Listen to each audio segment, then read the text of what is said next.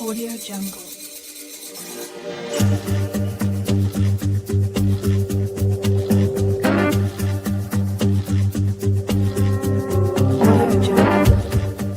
I am the Divine Prince, Ty Emmecca, Pan-African Spiritualist, Practitioner, Author, Advisor, Elagoon, Oloye, Hoodoo, Obeya, Bokur. I reside in this beautiful and legendary, historic Treme, New Orleans, Louisiana.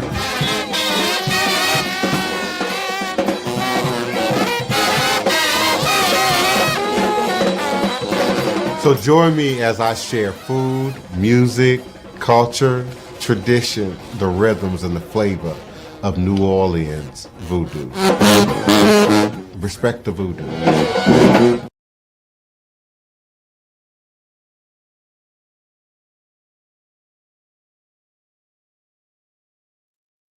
Honor and respect, honor and respect, honor and respect. Greetings and salutations, one and all, divine, all blessed, peace and love, joy and prosperity. It is another edition of Revolutionary Hoodoo, New Orleans Voodoo Secrets and Recipes. Can you hear me? Am I coming through clearly? Yes, I can hear you. All is a blessing. All is a blessing. We certainly appreciate your continued support and attention to our International New Orleans Voodoo Day, our third annual International New Orleans Voodoo Day. Please continue to visit our website at www.voodooday.org, www.vodouday.org for more information and updates about our coming third annual International New Orleans Voodoo Day. I also want to quickly introduce my host and co-host while we then move forward with a 40-minute documentary. 40-minute documentary. So gather your coffee, your tea, your cocktail, what have you, your munchy crunchies that you use, gather when you, are watching a documentary or watching a movie, your notepad certainly, and join us, and we will then discuss it on tomorrow night and in coming podcasts. So I certainly am grateful for my live participants in the chat. Imani Sankofa, greetings and salutations to you and yours, beloved. My co-host, my partner, my wild man, my first priest, Joshua Nylan Tanner. Thank you so much for sharing and caring and being present with us. Our elder and team member for NOIVD, financial advisor, Elder Green Soap. Certainly we appreciate you and your continued support. And my queen mother, Sister Toni Val Martinez. We certainly appreciate each and every one of you. Please offer your quick greetings and salutations, and then we will move right into this 40-minute documentary on hoodoo, voodoo, root work, conjure, the enslavement of Black people, and the occult. And the occult should be followed by white people in parentheses and their usage of the occult to enslave us, mind, body, and spirit. It is a social media documentary, but a one that I thought of value to bring to this space. So come on in, Joshua, Elder Reggie, Toni Val, and then we'll get into the documentary. Hello, everyone out there. This is Toni Val. So happy you all could join us. Hello, Elder Reggie, Joshua. Yes. I'm curious to see this documentary. Yes, I'm with you, Sister Toni. Peace, blessings, divine, Josh.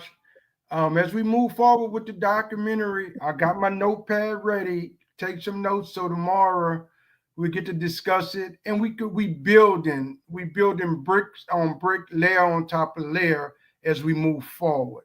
So I'm here and I'm ready. Likewise, this is Joshua. I'm glad to be here and ready for the documentary to begin our journey of understanding deeper the beautiful nuances of of the culture.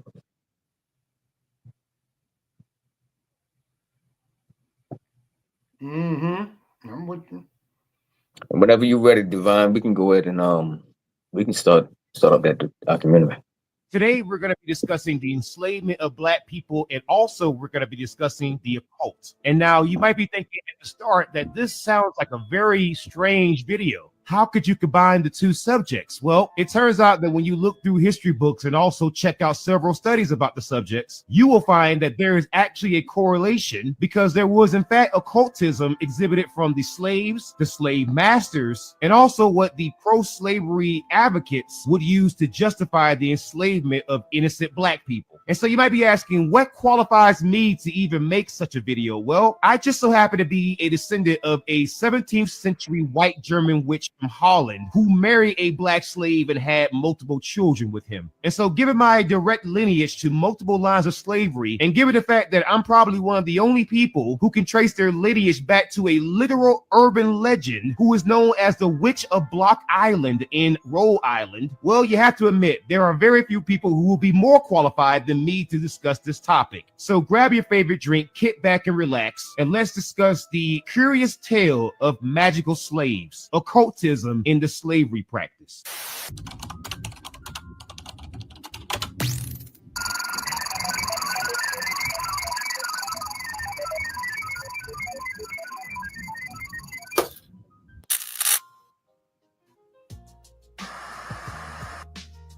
Occultism, as defined by the Merriam-Webster Dictionary, is the theory or practice or belief in or study of the action or influence of supernatural or supernormal powers. And many things have been defined as occultism, from voodoo to Satanism, magic to demon summoning, astral projection, fortune telling, mysticism, shamanism, and other practices and beliefs. Generally speaking, occultism just falls outside of major belief practices. And there are double standards when it comes to labeling one practice or belief as occultism versus others. The word occult derives from the Latin word occultus, which means secret agency or hidden. And the suggestion is that if you utilize magic, or you know about esoteric knowledge and esoteric systems, shamanism, paganism, and any other type of occult knowledge, then what you are engaging in is secret or hidden knowledge that was not meant for human consumption, and certainly not for human utilization. But people don't understand the role that the transatlantic slave trade played in perpetuating the beliefs in witchcraft and also superstition that we still hold to this very day. For example, did you know that at one point the people who were enslavers were sometimes seen as witches themselves, or using some sort of evil magic? And this wasn't super common, but however, there was a flip side to this. In the early days in Europe, and also the lands that we call the United States today, if someone were to be labeled a witch, they could either be sold into slavery, or they could lose their life, or both.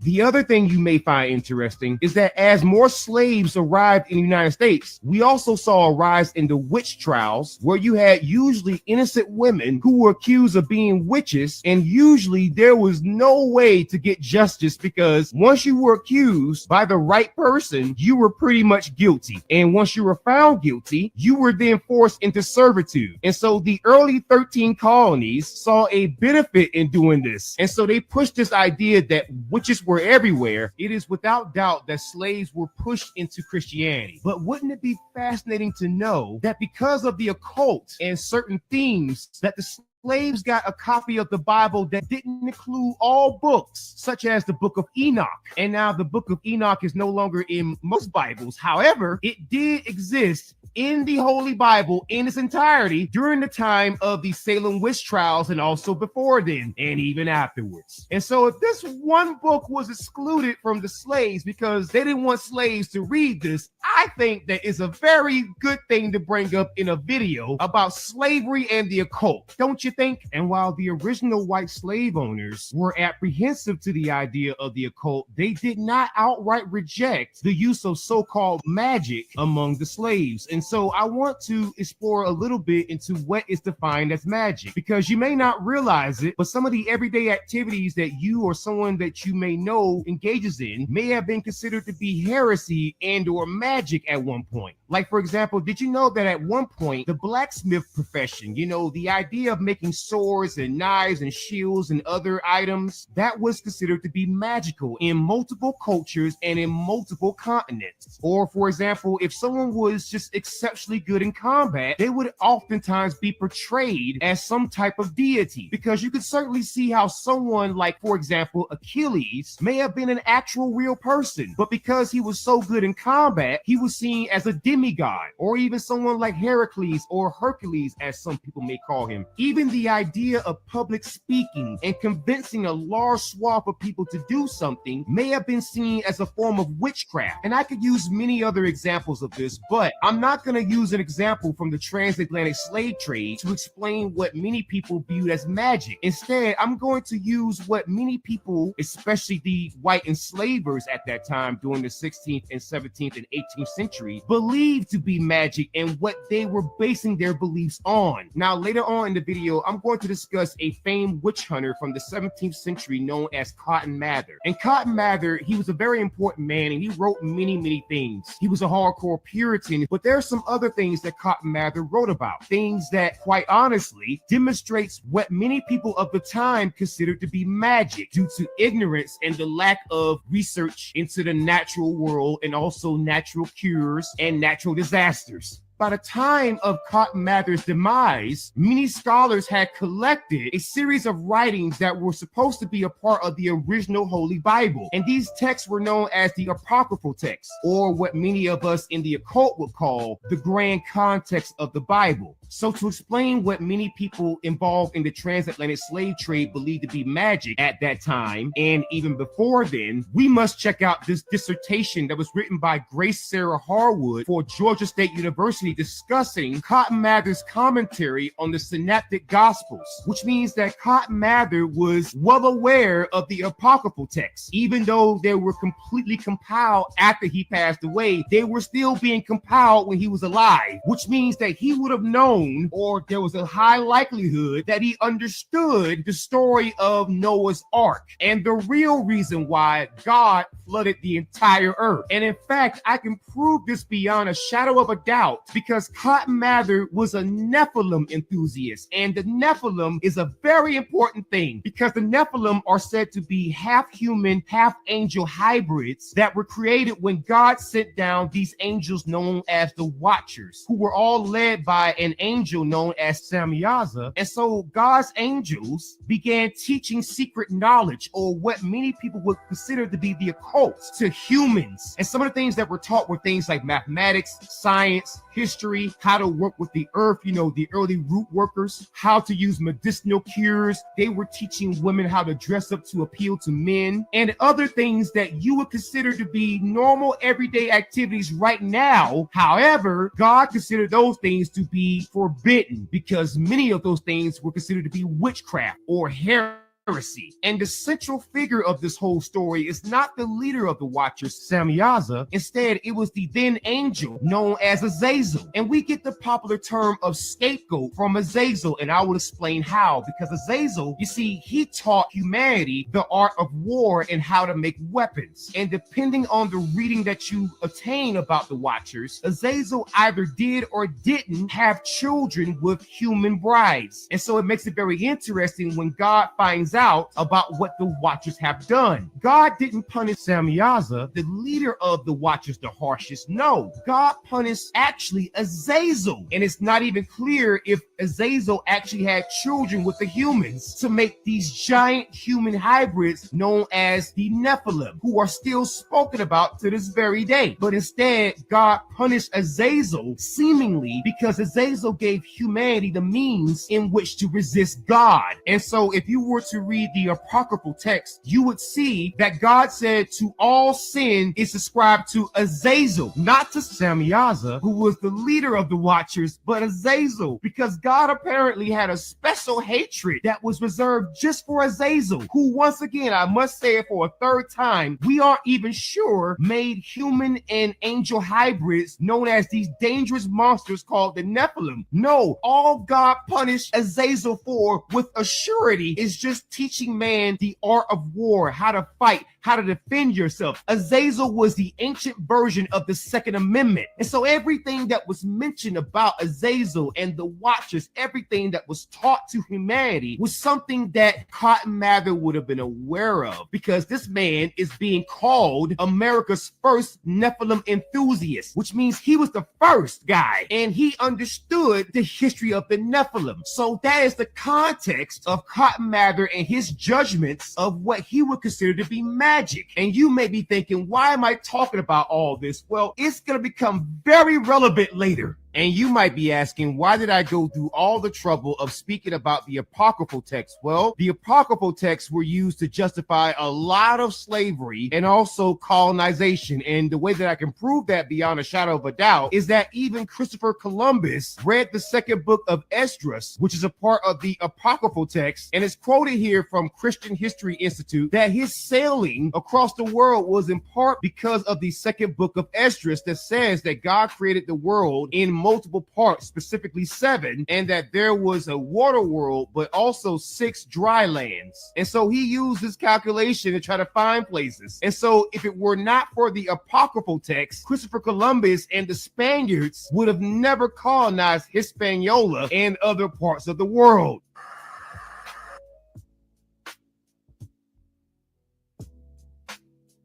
Why did you wish to sail west? To open a new route to Asia. Asia is the richest kingdom, the land of spices and gold. At the moment, there are only 2 ways of reaching it. By sea, sailing around the African continent, the journey takes a year, or by land. But the Turks have closed this route to all Christians. There is a third way. By sailing west across the ocean sea. The distance is unknown. It's said to be infinite. Superstition. I believe the Indies are no more than 750 leagues west of the Canary Islands. Did you be so certain? The calculations of Toscanelli, Marin de Tir, Esdras. Esdras is a Jew. So what's worse? 2 minutes, and already you're a dead man. And it's hard to talk about the apocryphal text with the Bible without discussing the curse of Ham, or the part of Genesis that supposedly justifies the enslavement of Africans. And in fact, you had Jewish, Christian, and also Muslim clergy members who utilized the curse of Ham to justify the enslavement of Black people. And this story is quite common, and we saw this throughout the world, because for going on 500 years, it was taught that Black people deserved to be enslaved because a Hebrew prophet condemned Black people who descended from Canaan, who was Ham's son. But I must say that when it comes to Islam, the Quran does not mention the curse of Ham, and the curse of Ham was eventually rejected by Islam before Judaism and also before Christianity. So Islam got this right where the other two got it wrong for so long. And in fact, some people, when they read the book of Genesis, several Jewish and Christian scholars suggested that Black people were predestined to be a slave race, and that by enslaving them, you were guiding them out of darkness. And so when I hear people of the Jewish faith make the claim that they never had slaves, well, that is absolutely a lie, because not only did you have slaves, you even justified it. And so we come to the point in the video in which we have to discuss some of the Black slaves and some of their beliefs in terms of religion. And I'm going to take this to levels that you may not have expected, because yes, we're going to discuss hoodoo in terms of the foundational Black American or freedmen religion that was created during slavery. However, before we get to that, we must discuss the reasons why Black slaves even developed religions in the first place and were so religious from the outset. There were already Black people in the Americas before the transatlantic slave trade, but for the ones that were taken from Africa, well, that continent in general has always been religious. And it's because of this that when you had white supremacist enslavers showing up to the African continent and started enslaving people, as I mentioned before in the video towards the beginning, many of the Black Africans interpreted these white enslavers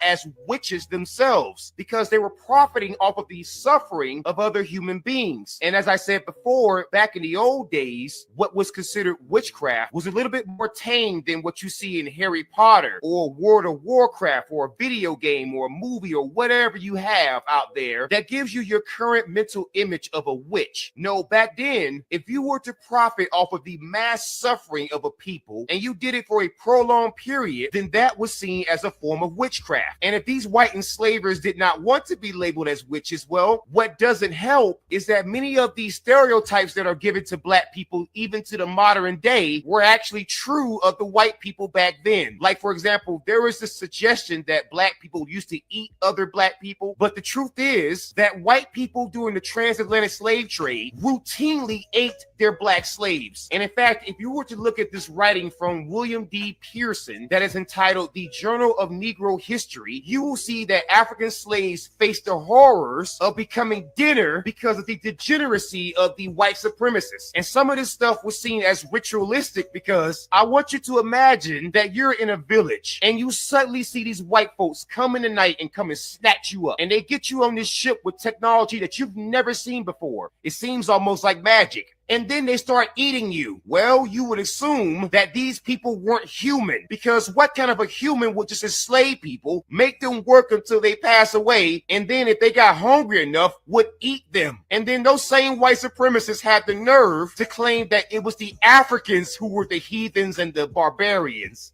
And in fact, many African slaves were so aware of the cannibalism by the white enslavers that many of them decided that the grave was a safer place than living amongst the enslaved. For example, in 1803, the Igbo people, who were known to be rebellious, did something that etched their names into the history books. Because in 1803, a group of Igbo people who were due to be slaves decided to jump from the slave ships. And this came after they took over that slave ship. And this happened on the Georgia coast. Those people were from Nigeria. And in terms of my own occultism, I have a tattoo of a sigil of an entity that I don't believe belongs to the Abrahamic faiths, but instead belongs to a Nigerian tribe that still exists to this very day. But more importantly, I come from this exact same line of people, or at least on one side anyways. And what they did was so iconic that not only do we have monuments that are underwater, but if you remember the Black Panther movie, the character Killmonger that was portrayed by Michael B. Jordan said something to T'Challa, who was the Black Panther as portrayed by Chadwick Boseman, when T'Challa wanted to save Killmonger. Well, Killmonger said this in terms of not being placed in a jail cell or in bondage. And he told T'Challa to bury him in the ocean with his ancestors because they knew that death was better than bondage. What Killmonger was talking about were the Igbo people who in fact jumped from the slave ships. And you may think that's a very random thing to bring up in a video about slavery and the occult, but this leads into hoodoo and other practices because many Black Americans, and especially those who are into the occult or occult practices or alternative religions outside of the Abrahamic religions, still believe that water and roots and dirt are the foundations of Black magic, or magic that is utilized by Black people. But I think we're getting a little bit ahead of ourselves. We have to understand the difference between hoodoo and voodoo at this point. And so hoodoo is seen as more of a folk magic, even though it is a religion. Whereas voodoo has a hierarchical priesthood and also involves worship of these entities known as the Loa. But with hoodoo, you have more of a focus on the natural world and natural cures, natural environments, but from a spiritual angle. And those hoodoo practices have been practiced alongside Christianity, which is why you find so many Black people in the South who claim to be super Christians, but when you talk to them about their daily activities, some of the hoodoo rituals, and some of the superstitions, you will find that these people are more like hoodoo people who just so happen to observe some Christian treats versus Christians who practice some hoodoo. Another big difference between hoodoo and voodoo is that hoodoo actually incorporates sometimes religious texts from other religions, and they will call on keynote figures from other religions as saints to assist them in their rituals and their practices. Whereas with voodoo, you once again have a written and clear hierarchical structure. And voodoo also has a one true God, a supreme creator, known known as Bonnier, which translates into good God or the good kind. And even some of the languages used were different. Like, for example, if you were to go down to South Carolina and talk to some of the hoodoo practitioners there, many of them will speak Gullah Geechee or the freedmen language known as Tut, and they will incorporate that into their religious practices. Whereas with voodoo, if you were to go over to Haiti, many voodoo services are conducted in French or some version of French like Creole. And also, unlike voodoo, in hoodoo, you can actually consider yourself to be a Christian who just so happens to believe in African gods such as the Orisha and also Jesus. And if for some reason you can't believe that a person can practice hoodoo while also being a Christian, well, I got some news for you. It is common in America to practice hoodoo while also being a Christian, and it has been common for hundreds of years. In fact, there are some practices in which when I mention them, some light bulbs will come on in your head because you'll recognize them. Like, for example, did you ever find it weird how in only the South, for the longest time, did you find this phenomenon of catching the Holy Ghost, or when someone proclaims to be caught up in the spirit and just starts falling out or doing backflips down a church aisle? Well, let me tell you, that is not linked to Christianity. No, instead, that is linked to hoodoo. And in fact, even some of the modern day methods of baptism is linked to hoodoo, especially in the Southern Baptist churches and even the white churches who copied the black churches. And then if you look at the ceremonies themselves, especially with the black church and the AME church or African Methodist Episcopal Church, you will find remnants of hoodoo everywhere. And the way that you know this is absolutely true is because many hoodoo practitioners actually use parts of the Bible in their daily practices. And so you had slaves who had this religion and they wanted to practice it. And so in an effort to hide it from the slave masters, they would combine it with Christianity, whereas you didn't have something like that with voodoo. Another big difference is that you can't just pass down magic from one generation to another in voodoo, but in hoodoo, that is actually a feature in that it is common for someone's ancestors to have practiced hoodoo, and that be the reason why the next generation practiced hoodoo. And so basically hoodoo is more of an ancestral religion, and with some rituals, I can tell you from personal experience, you need the help of the ancestors, or else that ritual and whatever effect you're desiring to acquire will fail. But I have a much more simplistic and down-to-earth difference for you. Hoodoo more so focuses on the natural environment in terms of what you can generate, what you can conjure, what you can summon for protection, and more practical things that are more tactical use for everyday life. Because hoodoo was created by slaves during the transatlantic slave trade in the United States, and therefore the practice had to be practical. However, with voodoo, you see more of a spiritual angle. You don't see as much natural cures, ointments, and tinctures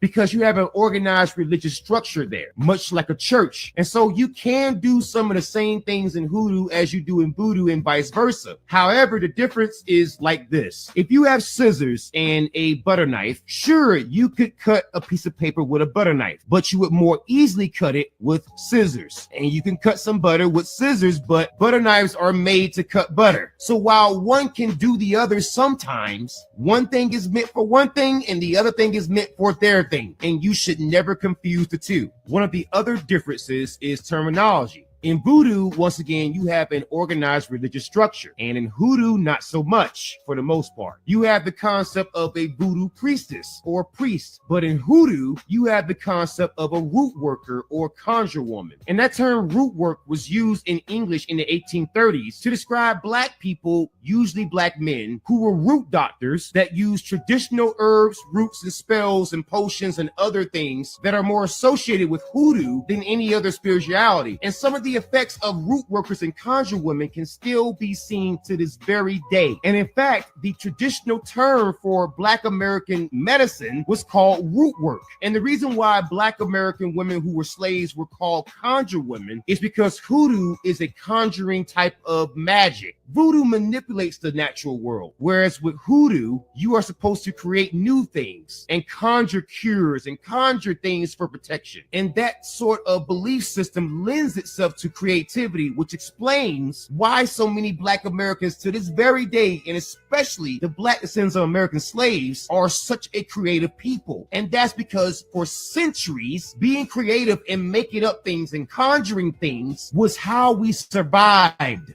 The history of root doctors within freedmen culture or black descendant of American slave culture is both rich and, surprisingly to some, well documented. And if you were to go over to conjuredoctors.com, you can see some of them. Like, for example, you have Charles Harrison C.H. Mason, who was a pastor, but throughout his sermons and throughout his services, he would use roots to discern God's will, which, as you might imagine, is more linked to hoodoo. And then you had Ed Murphy, who was a Mississippi conjure doctor, who became famous for not only his superstitious beliefs and his occultism, but also for being a really good doctor. And then you have Jean Montini, who is also known as Dr. Jean or Jean Bayou, and he was enslaved in Cuba. He became so famous with his fortune telling and his root work that he is considered the father of New Orleans voodoo. And then you have Dr. Jim Jordan, who was famous until his death in 1962, and he was famous for being a root doctor even until the 60s. And you have black women such as Caroline Tracy Dye, but some may know her as Aunt Caroline Dye, who was not only known as a conjure woman, but just like my grandmother and my aunts, there were claims that she could see the future or see the past and could see things that she couldn't possibly have been able to naturally see. Or basically, like your grandmother said, if you're a black person, she had the gift. You had Black Herman, who may have also been known as Benjamin Herman Rucker, who was actually one of the greatest illusionists in American history because of his street magic and also his sleight of hand tricks. But he also was a root worker as well, and he was born in the late 1800s, and he passed away in 1934. And then you have spiritual mother Maud Shannon, who was the spiritual mother of the Spiritual Church of New Orleans. And now many black people don't realize that when black churches call their eldest women mother, that this is actually paying homage to hoodoo. And you may have heard of this next woman. Her name is Harriet Tubman, and I think that her name needs no introduction. She is one of the greatest freedom fighters the world has ever known. But she was also a well-known and regarded conjure woman who was known to work with roots. And then you have Patsy Moses, who was born into slavery in Bend County in Texas. And it was well known that she was a conjure woman because she is known as Patsy Moses, the Texas conjure woman. And then you have people like Gullah Jack. And Gullah Jack was a black man who would use his conjuring abilities and other parts of hoodoo to aid him in freeing black people. And then you have people like Mary Ellen Pleasant, who was not only a freedom fighter, but also an abolitionist and a black woman who came into some money. And she also helped to run the Underground Railroad. And this woman is so revered and so respected that she is known as the mother of human rights in California. And this next woman is very, very important because she explains a very complicated concept that is true to American history. This woman's name is Emma Dupree. She passed away in 1995, which means that she was a root worker in the modern day. And Emma Dupree is known as a granny woman. And a granny woman was a woman that was known throughout the country as a woman who was good at being a midwife, good with herbal cures, good with making potions and tinctures. And basically, people who couldn't afford to go to the hospital or go see an actual doctor would call upon these granny women, who were usually women who also knew hoodoo, and they knew how to work with the roots and the plants and the earth in order to make what Miss Emma Dupree would call a garden-grown pharmacy. You have others like Marie Steele, who is a Black and Cherokee Indian woman, who is a well-noted and well-respected conjure woman. You have Aunt Sally from Gee's Bend, Alabama, who was not only one of the only midwives in the area, but she was the only medical personnel in the entire area. And the only medical expertise that she had was her root work. And you even have people who were unnamed, such as this Mississippi conjure doctor, who, like many in his time in 1926, were not respected because of their skin color, but were utilized because of their medical expertise. And the next part of this video is going to be contentious because I'm going to mention a slave who I believe to be black, but many other people describe as Native American, and I think those people are just engaging in bad faith arguments. This woman that I'm referring to is named Tituba, and Tituba was a slave that was brought from the Caribbean, and she was owned by a man named Samuel Parris, who was a minister in Massachusetts. And this woman was accused of witchcraft, and that one accusation would start off a chain of events that was referred to as the Salem witch trials. And when you read some of the information about Tituba, you will find what I describe as intentional omissions of some historical facts. If you were to at the Salem Witch Trials Museum, you will find out about 2 other women. And the story of these women is even more interesting because one was named Candy, and she was a black woman who was enslaved from Barbados. And she was owned by a white woman whose name is Margaret Hawks. And so that shows you that when you see the modern day white woman claim that she has somehow a comparable struggle to black people, well, I gotta ask the question, at what point was it legal for a black person to own a white woman, like white women own black people? And then you have the story of Mary Black, who was owned by a white man named Nathaniel Putnam, and she was accused of witchcraft in 1692.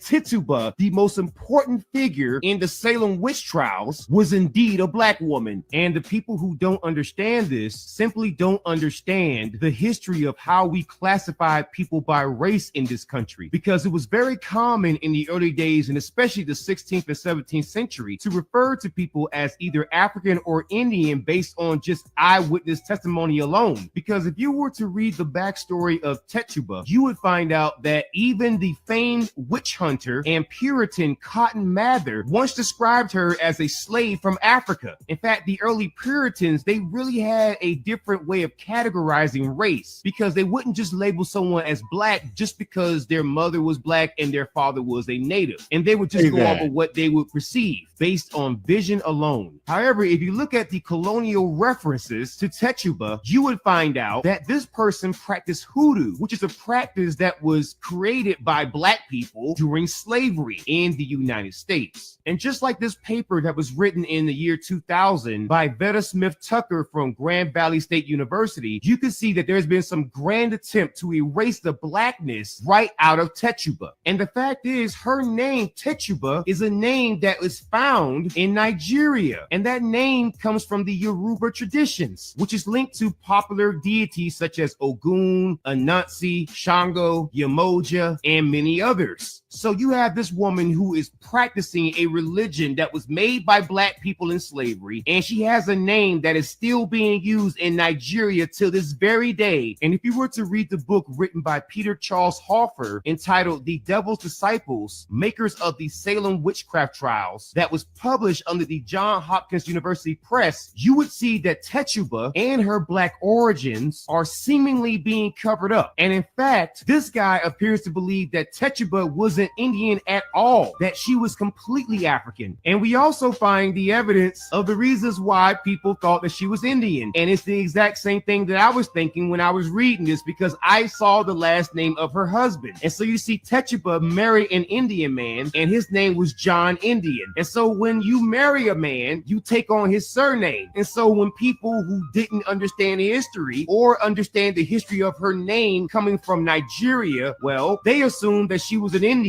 And that is despite all of the facts to the contrary, because at the very least, you would have to say that she's at least half African, because oftentimes when you had marry a black person who was a slave back in those days, what would happen is that person, especially if they were a woman, and especially if they might have had some racial ambiguity, would oftentimes be assumed to be the racial identity of their partner. And so as you see from the quote here, Tituba, just like many black women who were slaves who married people who were outside of their race, but also may have had some racial ambiguity, would be changed from African to Indian. And so this whole time, you had people out there trying to give the credit of suffering to other groups and trying to erase a historical figure despite all the evidence to the contrary. And if you need further evidence of this, well, I found a paper that was discussing the Arawaks and the Maroons. And the Arawak people are also known as the Tainos, who largely resided in the Caribbean islands. And while those people are not black,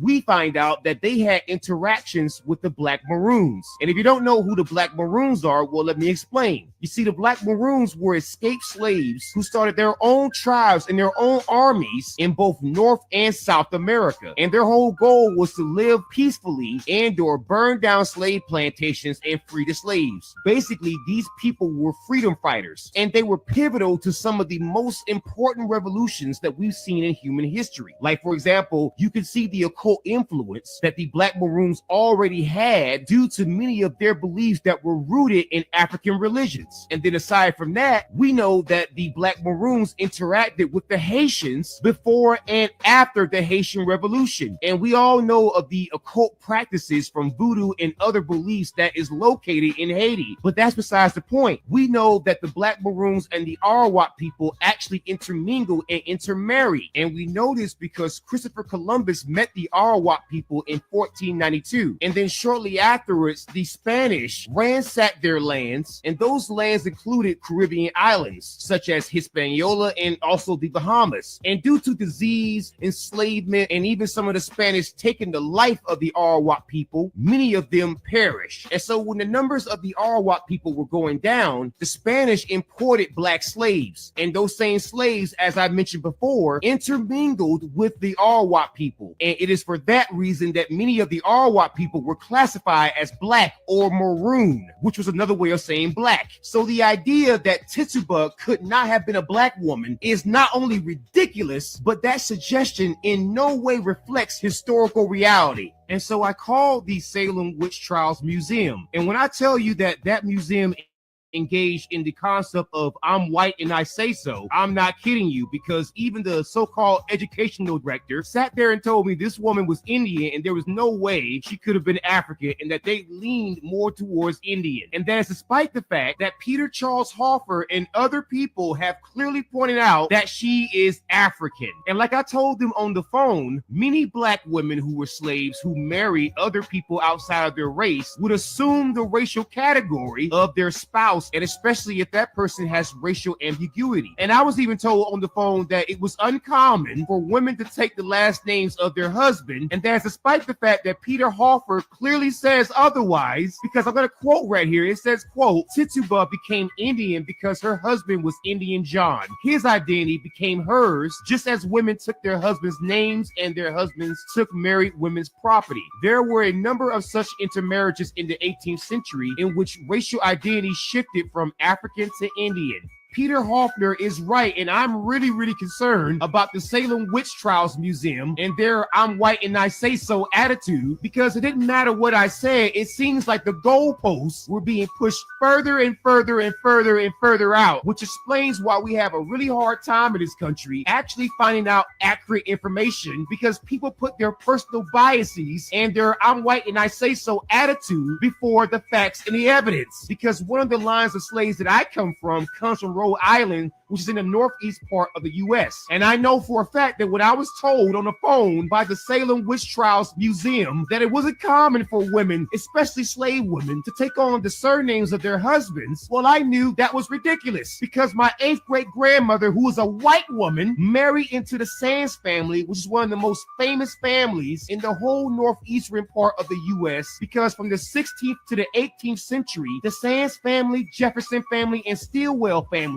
had slaves who built up a good bit of the northeastern part of the United States. And so it is very insulting to have a white person lecture me about slave names when the fact is I have 5 different historical societies who have featured my lineage because I am so good at researching. And also when I talked to the Salem Witch Trials Museum, there was this suggestion that the reason why her race went from Indian to Black is due to racism. Well, that's not true, because if you actually read the account of the famed witch hunter Cotton Mather, he said that while he was interrogating her, she transformed from African to Indian, which means that this early school racist literally changed this woman's racial identity. And the I'm white and I say so people at the Salem Witch Trials Museum is literally just going with that. And that's despite the fact that when you research the name Tituba, it comes from Nigeria. There is no current large swath of native women named Tituba. And the way that I'm going to pull rank on this is that I'm currently a practicing occultist who utilizes Ogun and also Anansi from the Yoruba traditions that comes from Africa. And I know that Tituba is a name that comes from those traditions. And if people claim otherwise, I'm going to call them racist. Because if you can't find a bunch of native women named Tituba right now, and yet you can find that in Nigeria, and then we see proof that Cotton Mather claimed that this woman used hoodoo with an African name, then at this point, if you're claiming that she's native, you're just engaging in I'm white and I say so, and you're also engaging in black erasure. Because when it comes to correcting the record, we know that those records were never corrected because white people wanted to correct them willingly. It's time to stop lying, and it's time to stop using other people to delegitimize black stories, and all because you want a connection to a story that is not yours. ACAB, don't you step to ME.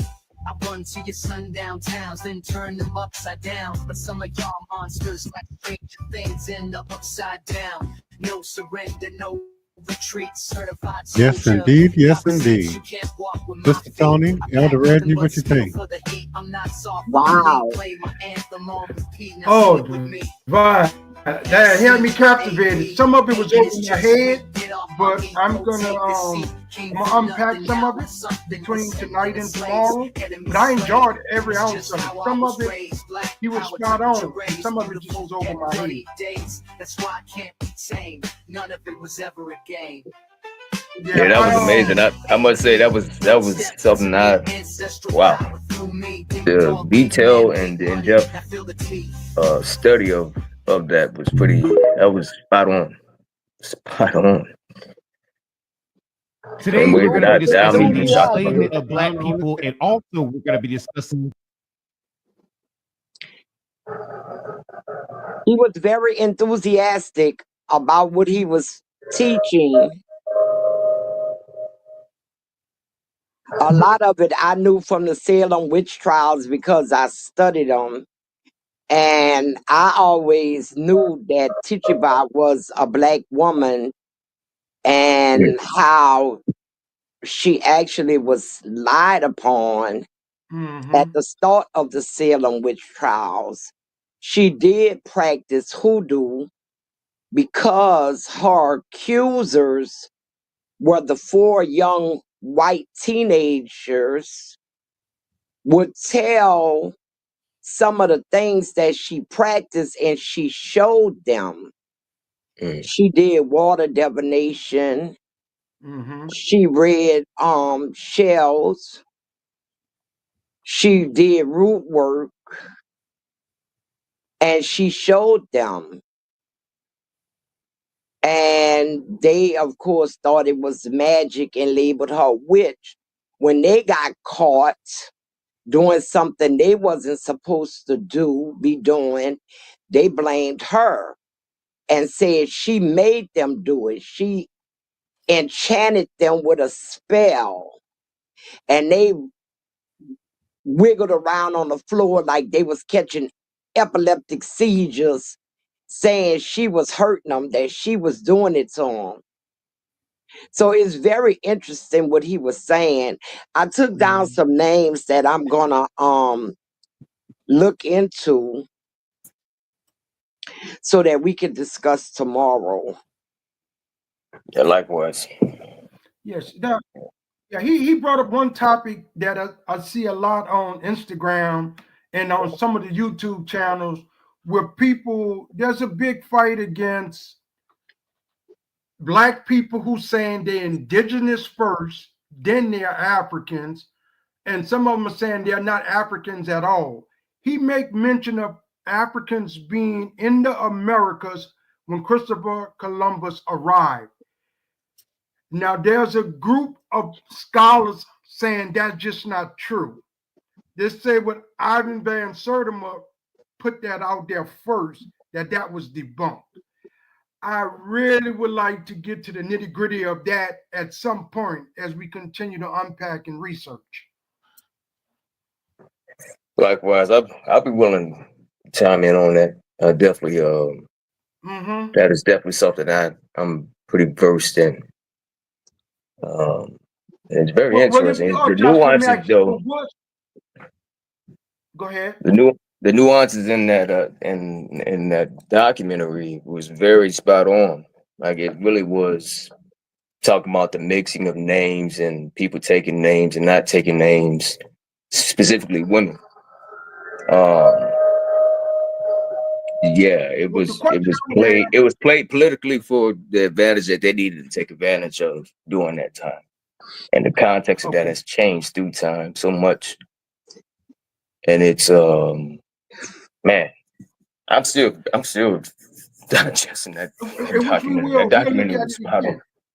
But Joshua, a question I have, prior to 1492, whenever Christopher Columbus got here, were there Africans on the American soil?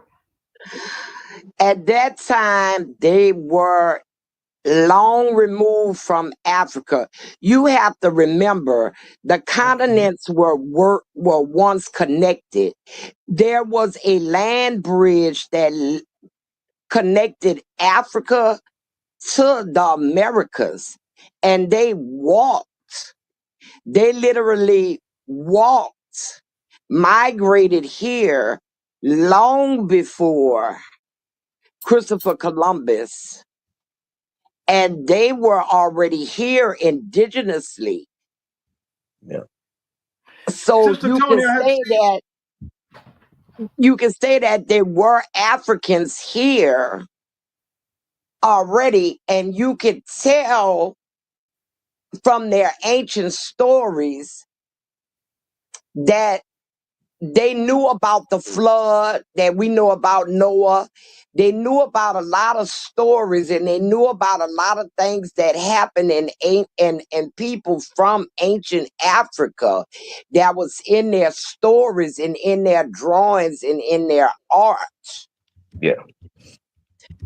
That they did indeed have a connection to Africa, and in some of their ways and in their medicine ways, they still held over a lot of African traditions.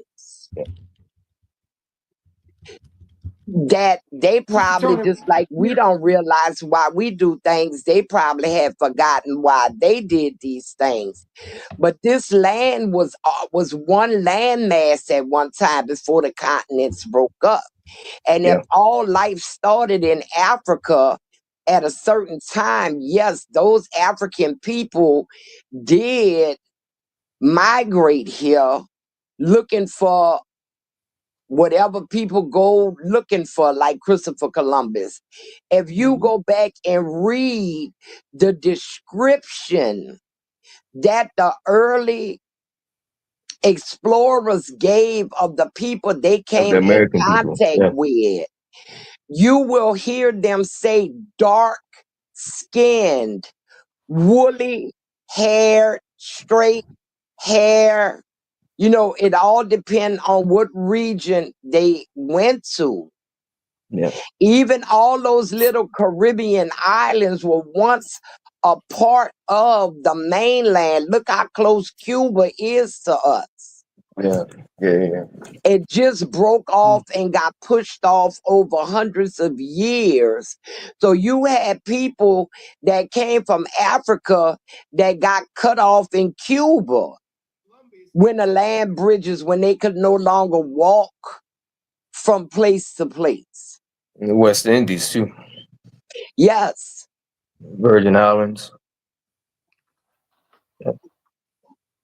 So you look at all them little islands, if you was to get a map and cut them into pieces, you would have a puzzle where you could find how they connect together back to the mainland that we call America, back to the mainlands, the other continents, England and Africa.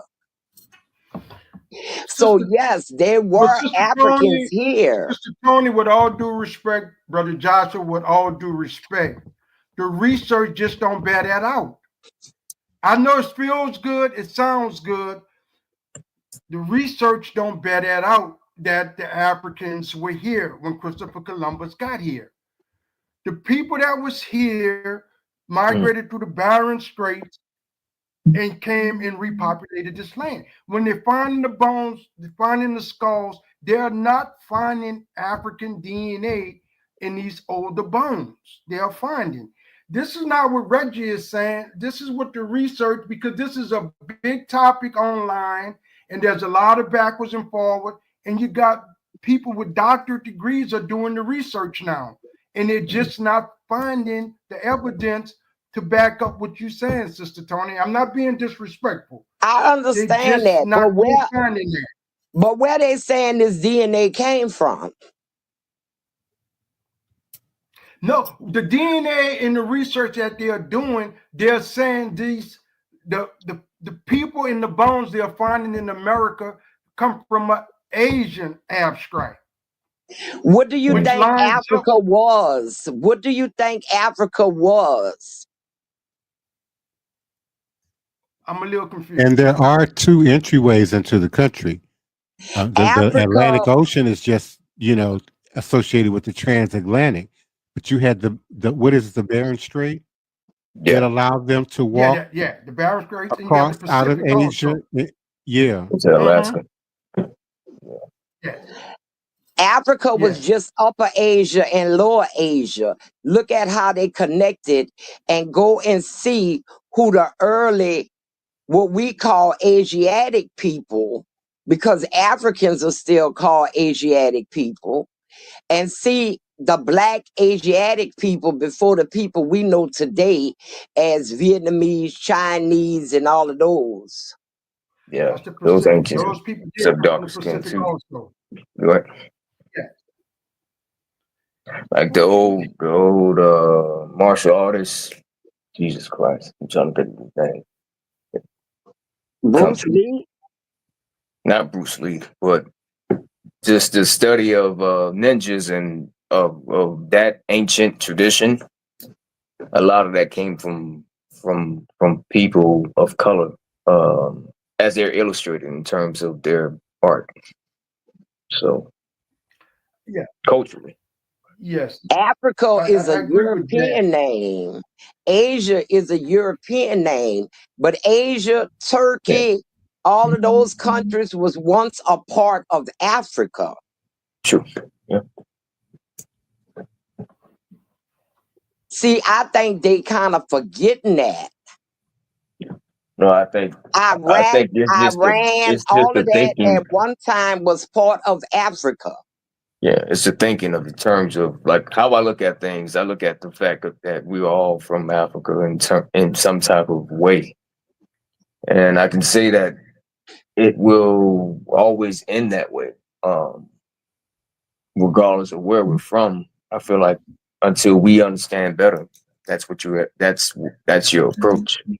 I definitely don't have any traces of my family that's going back to Africa that I have found, but I am black, but black of America in a way that most of us were originally.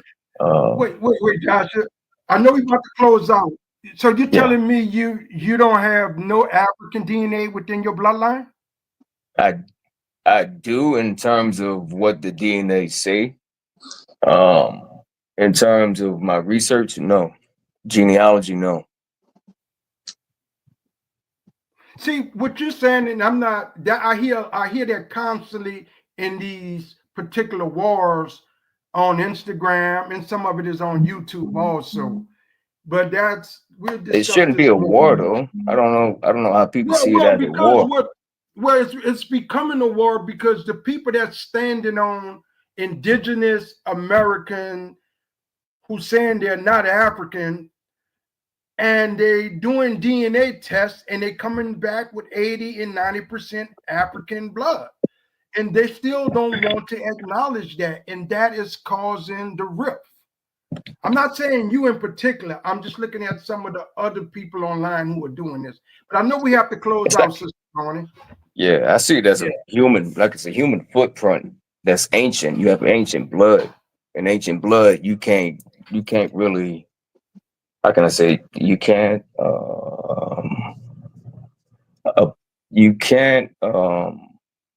I'm looking for the words.